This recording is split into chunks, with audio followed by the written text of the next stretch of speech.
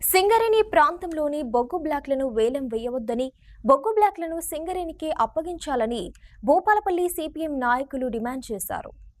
భూపాలపల్లి జిల్లా కేంద్రంలోని అంబేద్కర్ సెంటర్లో సిపిఎం పార్టీ ఆధ్వర్యంలో నిరసన కార్యక్రమం జరిగింది. బొగ్గు బావుల ప్రైవేటీకరణను ఆపాలని, సింగరేణికే బొగ్గు బావులను కేటాయించాలని డిమాండ్ చేశారు.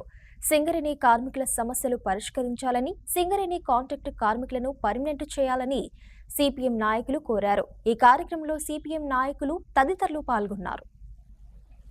నా పేరు శ్రీకాంత్, సిపిఎం పార్టీ జిల్లా కమిటీ సభ్యుని. దేశవ్యాప్తంగా కూడా ఈ తెలంగాణ రాష్ట్రంలో ఉన్నటువంటి సింగరేణి బొగ్గు ఏదైతే ఉందో, తెలంగాణ నల్ల బంగారాన్ని అమ్మడాన్ని వ్యతిరేకిస్తూ, వేలం వేయడాన్ని వ్యతిరేకిస్తూ సిపిఎం పార్టీ ఆధ్వర్యంలో నిరసన కార్యక్రమం చేయడం జరుగుతూ ఉన్నది. ఈరోజు కేంద్రంలో బీజేపీ ప్రభుత్వం వచ్చిన 10 ఏళ్లలో దాదాపు 200 బొగ్గు బావులను అమ్మేసింది. అదేవిధంగా తెలంగాణ రాష్ట్రంలో ఉండేటువంటి 61 బొగ్గు బావులను నేషనల్ మానిటైజేషన్ పైప్ లైన్ నగదీకరణ పేరుతోని ఈరోజు 28,747 కోట్ల విలువ చేసేటువంటి సింగరేణి బొగ్గు బ్లాకులను అమ్మడానికి కేంద్ర ప్రభుత్వం కుట్ర చేస్తూ ఉన్నది. దీంట్లో తెలంగాణ రాష్ట్ర ప్రజలు నమ్మకం పెట్టుకొని ఈరోజు కాంగ్రెస్తో పాటు తెలంగాణలో బీజేపీకి కూడా అవకాశం ఇస్తే బాగుంటుంది, బీజేపీ అభివృద్ధి చేస్తుంది అని చెప్పి ప్రజలు భావించి 8 మంది ఎంపీలను 8 మంది ఎమ్మెల్యేలను గెలిపిస్తే ఈరోజు తెలంగాణకు ద్రోహం చేసే విధంగా తెలంగాణ ప్రజలు చేసినటువంటి మేలును మర్చిపోయి ఈరోజు తెలంగాణకి నల్లమాణిక్యంగా ఉండేటువంటి బొగ్గు బావులను అమ్మడానికి కుట్ర చేస్తూ ఉన్నది బీజేపీ ప్రభుత్వం.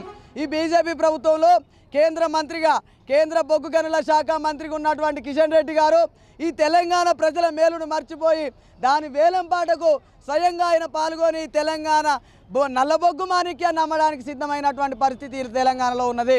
తక్షణమే బొగ్గు వేలాన్ని మానుకొని సింగరేణి కేటాయించాలి అని చెప్పి సిపిఎంగా మేము డిమాండ్ చేస్తూ ఉన్నాం.